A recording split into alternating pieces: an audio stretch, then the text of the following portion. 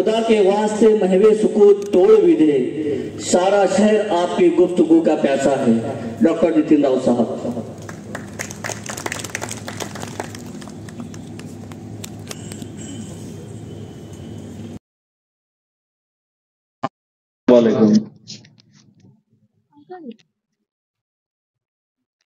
आज जिनके 10 मुबारक से इस इस्लामिक कल्चरल सेंटर का इफ्तिताह होने जा रहा है,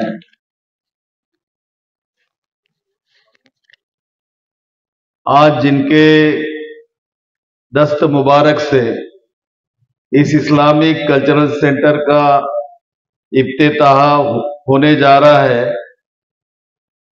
वे हमारे आली जनाब जस्टिस झक्का हक साहब, जो हाई कोर्ट के रिटायर्ड जज है, हमारे अंजुमन एजुकेशन सोसाइटी के एडमिनिस्ट्रेटर भी हैं। मेहमान खुसूसी मेरे छोटे भाई डॉक्टर अजीज खान साहब, अमन फाउंडेशन के अध्यक्ष तथा जिन्होंने शाहीन बाग का मूवमेंट यहाँ पर बनाए रखा था, वे आली जनाब जाकिर खान साहब, हमारे सरपरस्त हुजूर आला मुफ्ती अब्दुल कदीर साहब,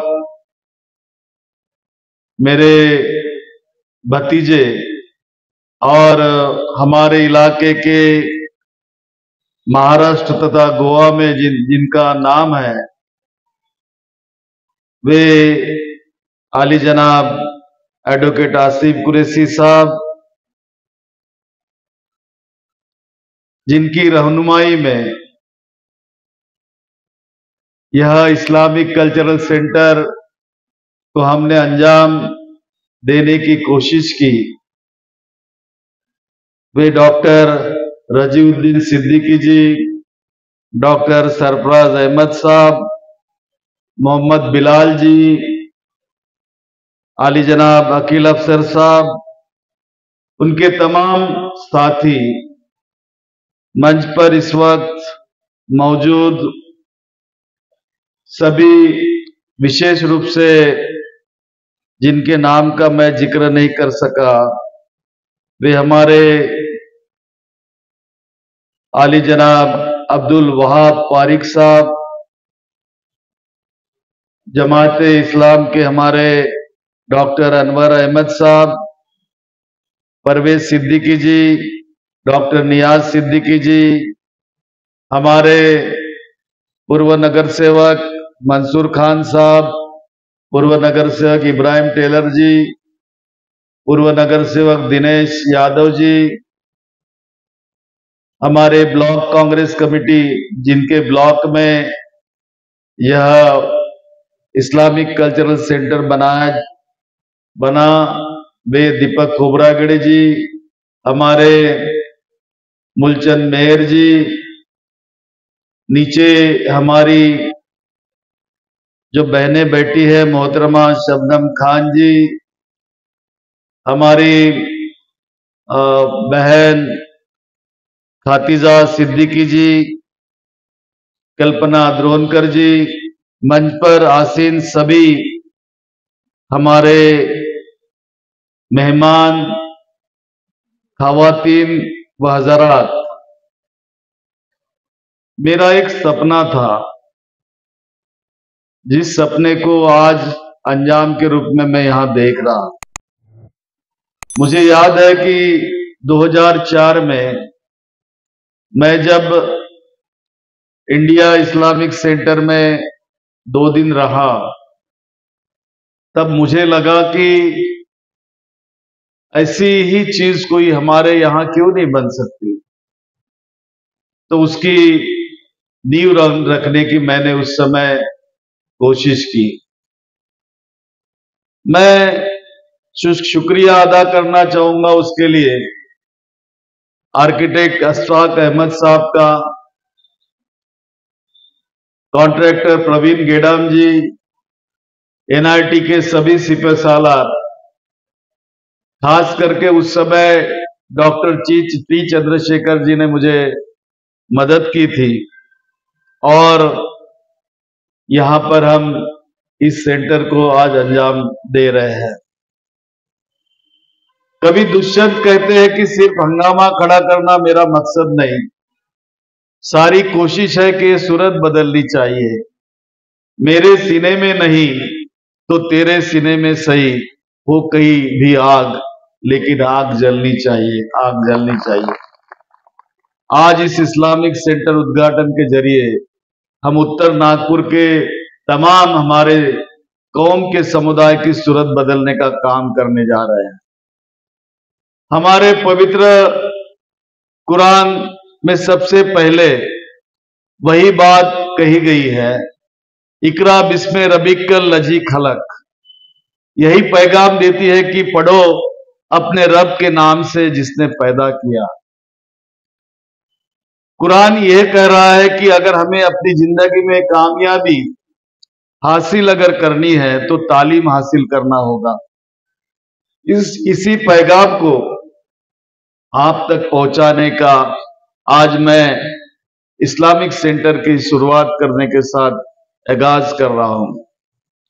आप सभी को पता है कि पिछले 2 दशक से कौम की तरक्की में मैंने कई प्रोग्राम लिए हैं।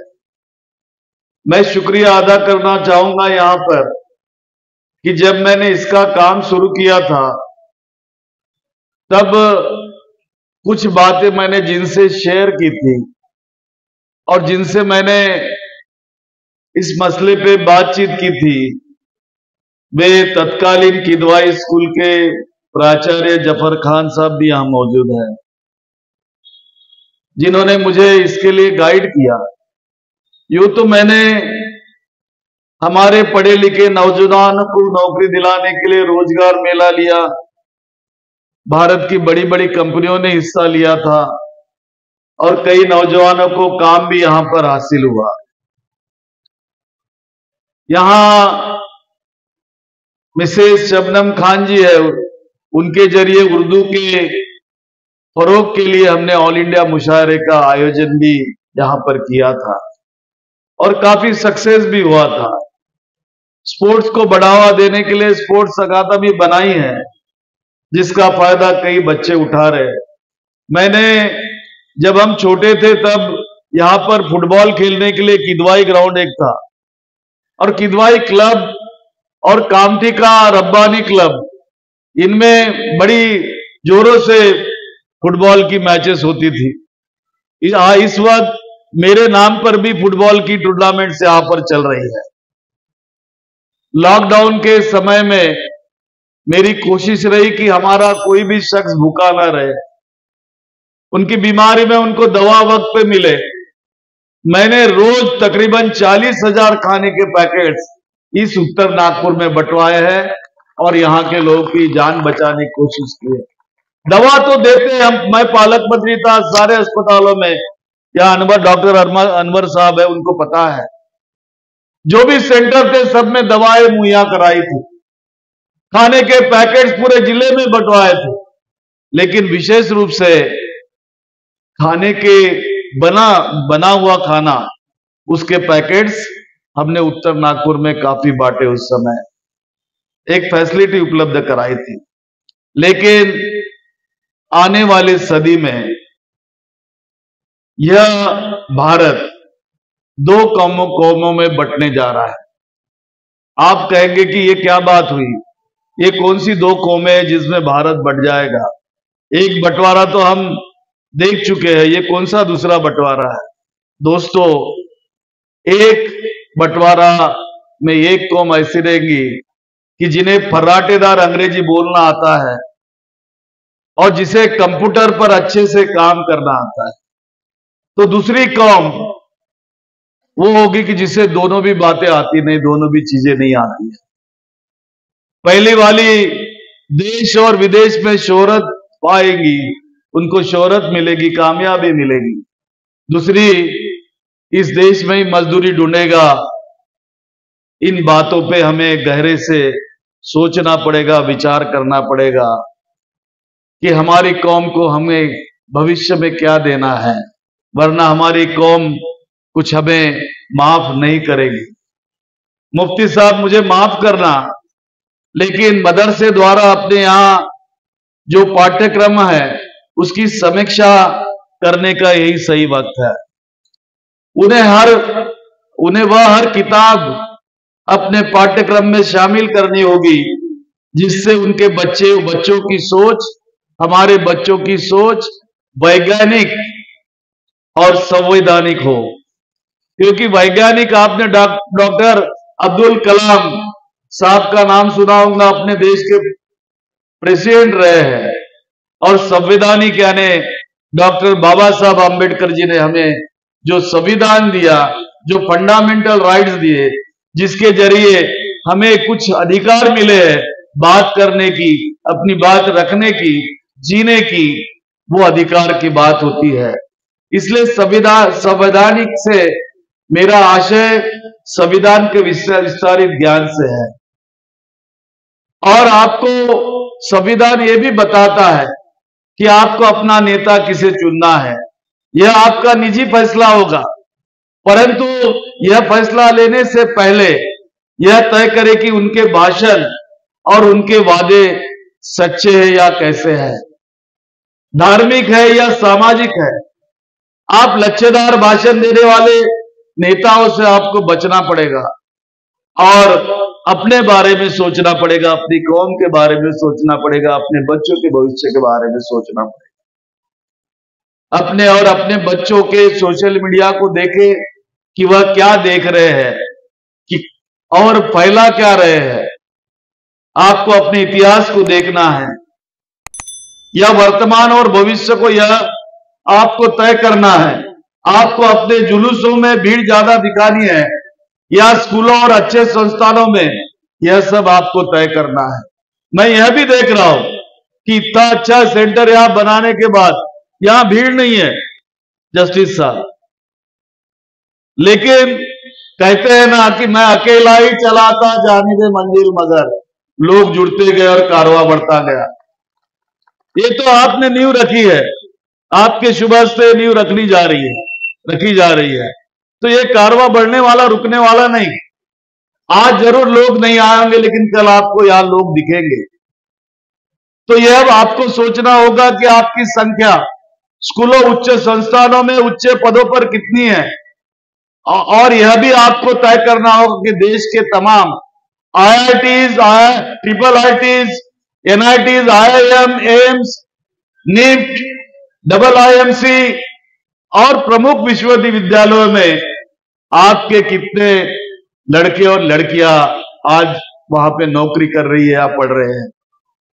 अभी जितने आंदोलनों में आप अपने आगे लड़कियों को देख रहे हैं, आपको यह भी तय करना होगा कि हर क्षेत्रों में अपने उच्च संस्थानों में अपनी लड़कियों को हम भेजे बगैर नहीं रहेंगे।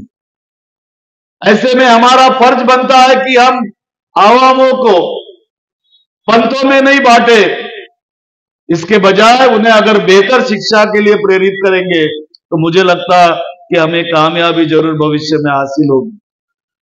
मुझे याद है कि डॉक्टर बाबा साहब आम्बेडकर जी को एक बार अंग्रेजों का एक कमीशन आया था, उन्होंने पूछा था 1920 में, तब उनको पूछा था कि आप कौन सी जाति को यहां रिप्रेजेंट कर रहे हो। तो उन्होंने कहा, मैं किसी जाति को या धर्म को रिप्रेजेंट करने नहीं आया, मैं भारत की बात करने आया, मैं पहला भारतीय और अंतिम भारतीय हूं। तो ये बात हमको सोचनी पड़ेगी। इसलिए अपने जकात के पैसों को भी हमने कहां लगाना चाहिए, इस पे भी सोचना जरूरी है। यह भी तय करें कि बड़ी बड़ी मदरसों की इमारतें नहीं, वहां जाकर उन मदरसों के हालात और उसकी क्वालिटी भी हमें चेक करनी चाहिए। कुछ अच्छा नहीं लगा होगा आपको, ऐसा लगता है कि जैसे सरकारी तंत्र ने जबरन उसे निर्वस्त कर दिया है। कई हमारे मुस्लिम भाइयों की प्रतिक्रिया केवल जीवित रहने की रणनीति लगती है, लेकिन दिल्ली के जहांगीरपुरी इलाके में वहां के निवासियों का संघर्ष, कर्नाटक की पुलिस, कर्नाटक की मुस्लिम लड़कियों से अलग किस्म का संघर्ष है। लेकिन दोनों के बीच में एक समान सूत्र यही है कि नागरिक के तौर पर वे हर मोर्चे पर हमले को झेल रही है। कई तो बिना पूर्व सूचना के और बिना वह बताए कि आपका अपराध क्या है, आपके घर तोड़ दिए जाते हैं या फिर आपको शिक्षा के बुनियादी अधिकार से वंचित किया जाता है। आपका धर्म या आस्था और पहनावा अलग किस्म का है, इस पर बात होती है। मुझे लगता है कि हमने इन सब चीजों को समझने की आवश्यकता है कि इस देश में क्या चल रहा है। मैं एक विधायक हूं। विधायक का काम तो होता है कि बुनियादी कामें अपने इलाके में करे, और बुनियादी कामें तो काम तो कोई भी करता है।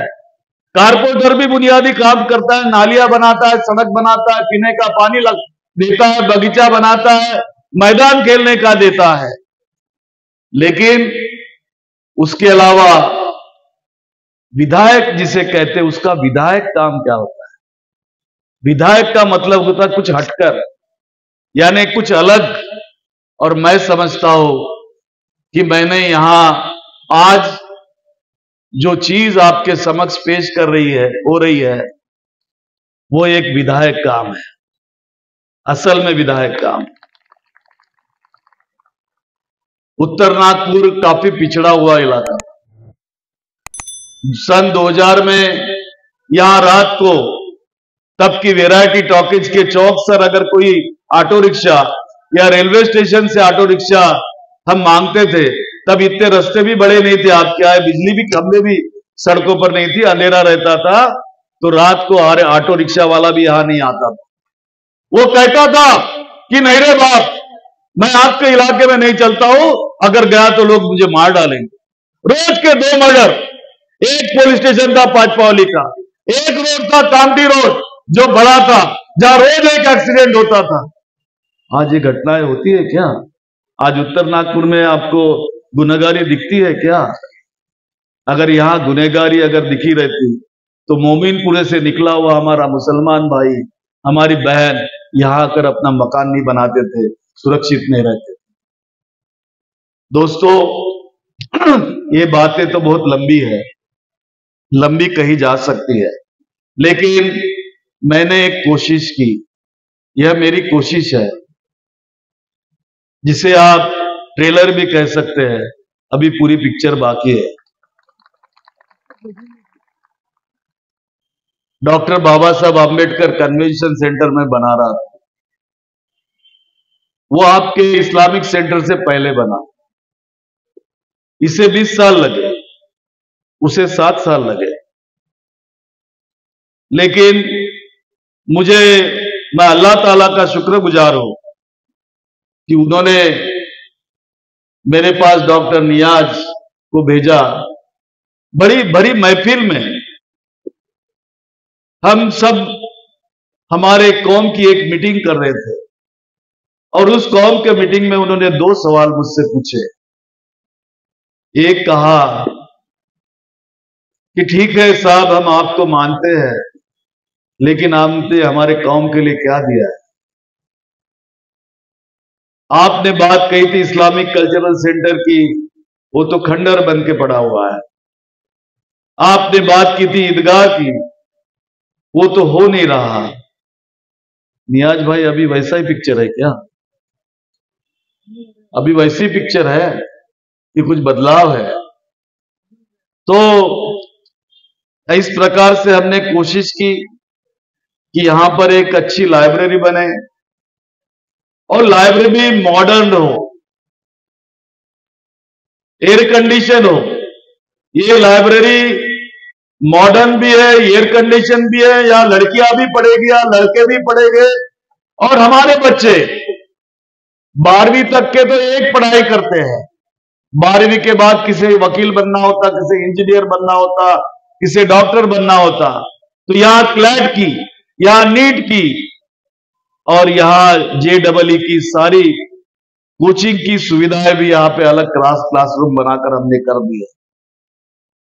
एक हमने इंटरेक्शन के लिए फैकल्टी जब आती है, कोई स्पेशल फैकल्टीज को किसी कोर्स के लिए अगर हम बुलाएंगे, उनका स्पीच रखना है, तो उसके लिए हमने कॉन्फ्रेंस हॉल भी बनाया है।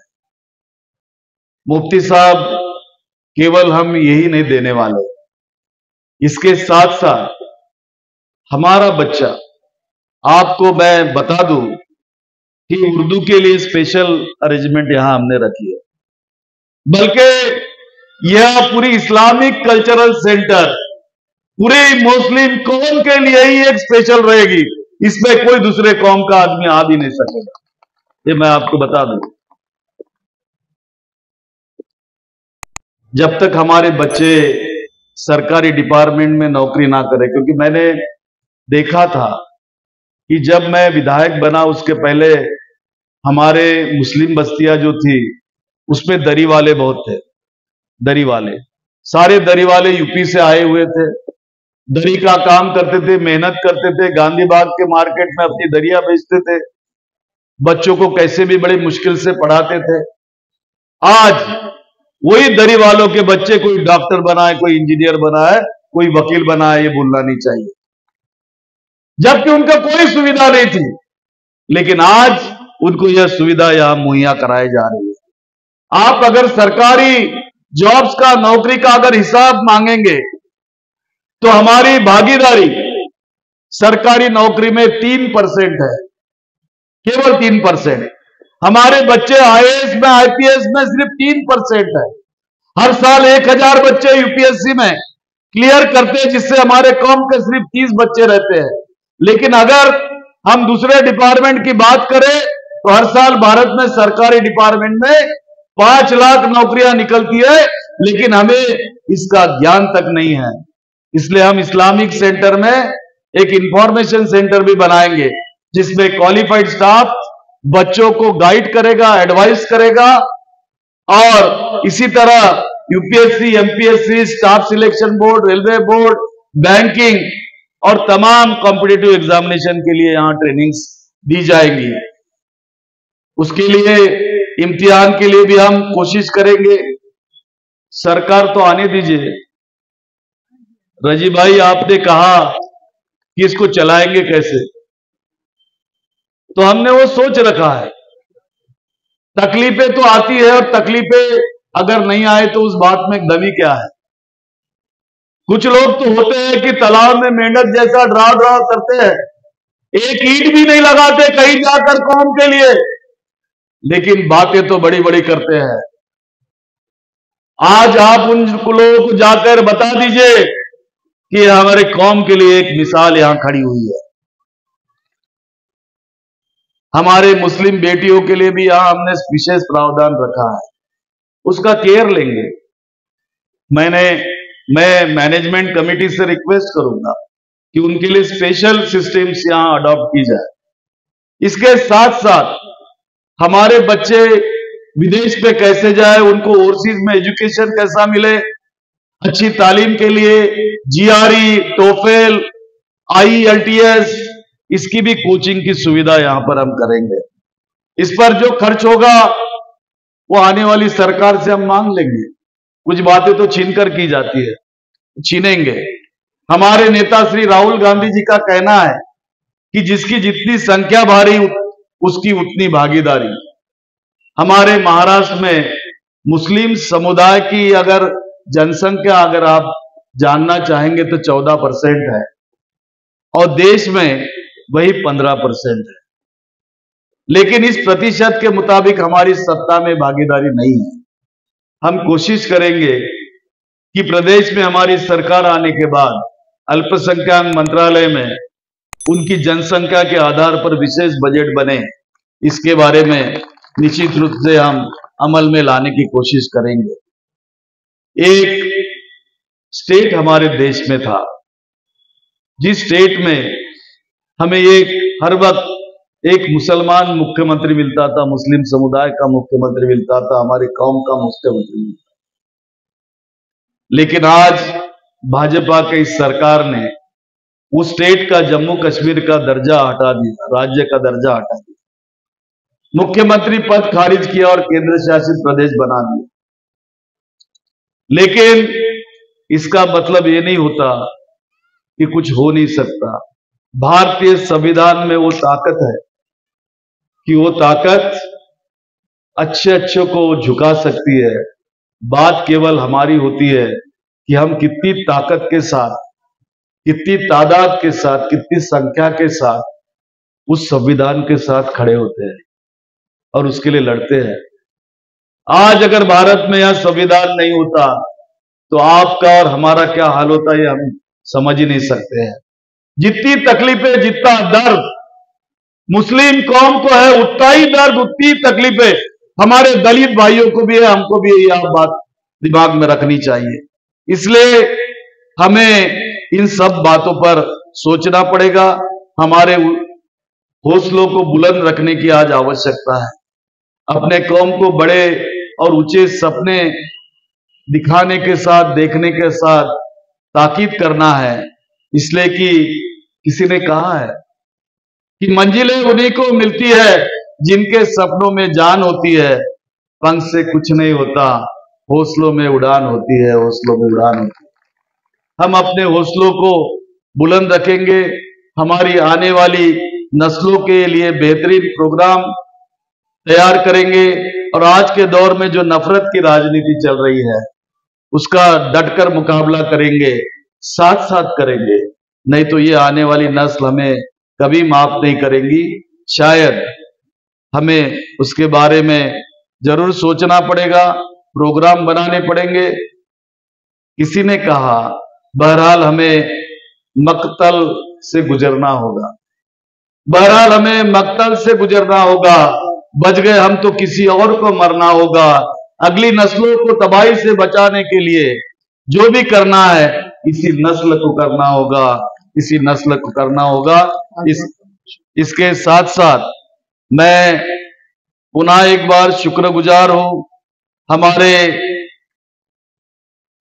डॉक्टर रजीउद्दीन सिद्दीकी, डॉक्टर सरफराज अहमद, मोहम्मद बिलाल साहब, जनाब अकील अफसर, आसिफ शेख, इरशाद शेख, मोइन सिद्दीकी, मेहताब खान, काजी अजहर, जाफर मलिक, इमरान खान साहब और मंसूर खान साहब, इब्राहिम टेलर साहब, खान साहब, बाजी शबनम खान जी, हमारे बाजी। नया फोन लेने के बारे में सोच रहे हो तो सीधे चले आइए ओमकार मोबाइल। यहाँ आपको मिलेंगे सभी ब्रांड्स के नए मोबाइल और वो भी 0% फाइनेंस के साथ, और साथ ही पाइए सरप्राइज गिफ्ट भी। तो आज ही आइए ओमकार मोबाइल, गुजरी बाजार चौक, कांटी। इस वीडियो के प्रायोजक है सुरेश इलेक्ट्रॉनिक्स। अब अपने घर को बनाए स्मार्ट और सुविधाजनक। ले जाइए सभी ब्रांड्स के होम अप्लायंसेज, वो भी 0% फाइनेंस पर। हमारा शोरूम आज ही विजिट करें। बैंक ऑफ महाराष्ट्र के सामने, कांटी।